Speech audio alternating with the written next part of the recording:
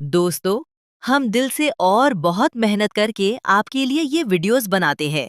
आपका सिर्फ एक लाइक और सब्सक्राइब हमें और आगे बढ़ने की असली ताकत देता है।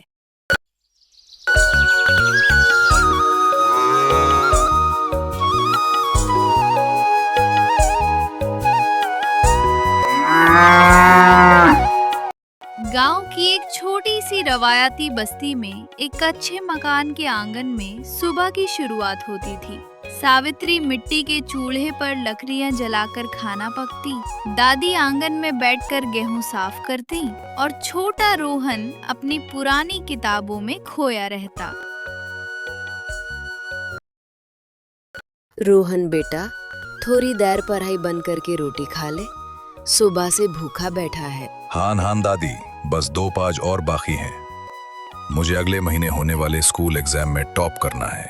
मेरा बेटा जरूर बड़ा अफसर बनेगा और हमारी इस गरीबी के अंधेरे को खत्म करेगा।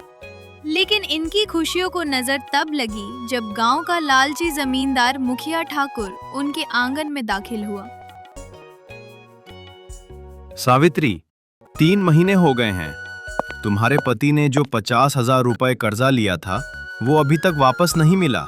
ठाकुर साहब, आमदन नहीं है, थोड़ा बहुत और दे दीजिए। हम मेहनत करके आपका एक एक रुपया चुका देंगे। वक्त खत्म हो चुका है।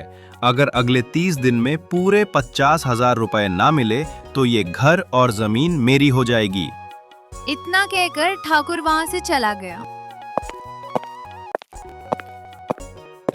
पर जमींदार के जाने के बाद घर में खामोशी छा गई। सावित्री की आंखों से आंसू बहने लगे, लेकिन रोहन के दिल में एक आग जल उठी। मैं अपनी माँ और दादी को बेघर नहीं होने दूंगा। मुझे कुछ न कुछ जरूर करना होगा।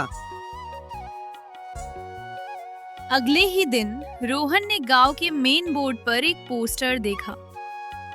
शहर के बड़े स्कूल की तरफ से एक state science and knowledge quiz competition रखा गया था, जिसमें पहला इनाम 50,000 रुपए था।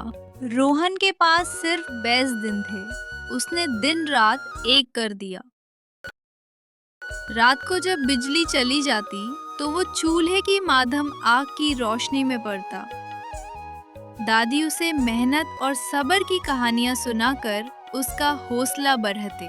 बेटा रोहन, जो ईमानदारी और सच्ची नीयत से मेहनत करता है, ईश्वर उसकी मदद जरूर करता है। कंपटीशन का दिन आ गया। शहर के बड़े और अमीर बच्चे महंगे कपड़े पहनकर आए थे। उन्होंने रोहन के पुराने कपड़े देखकर उसका मजाक उड़ाया। देखो, ये गरीब बच्चा यहाँ क्या करने आया है? क्या ये हमसे मुकाबला करेगा?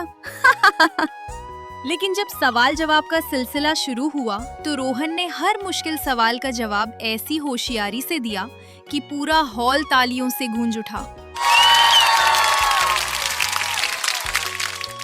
रोहन ने पहला इनाम जीत लिया। उसे 50,000 रुपए का चेक और एक शानदार ट्रॉफी मिली। माँ, दादी, देखो मैं क्या लाया हूँ। अब हमारा घर कोई नहीं छीन सकता। जब ठाकुर कर्जा लेने आया तो सावित्री ने पूरे 50,000 रुपए उसके हाथ में रख दिए। ठाकुर का चेहरा शर्म से झुक गया। तो दोस्तों, इस कहानी से ये सबक मिलता है कि कोशिश और मेहनत की आग अगर दिल में हो तो गुर्बत का कोई भी अंधेरा आपको आगे बढ़ने से नहीं रोक सकता।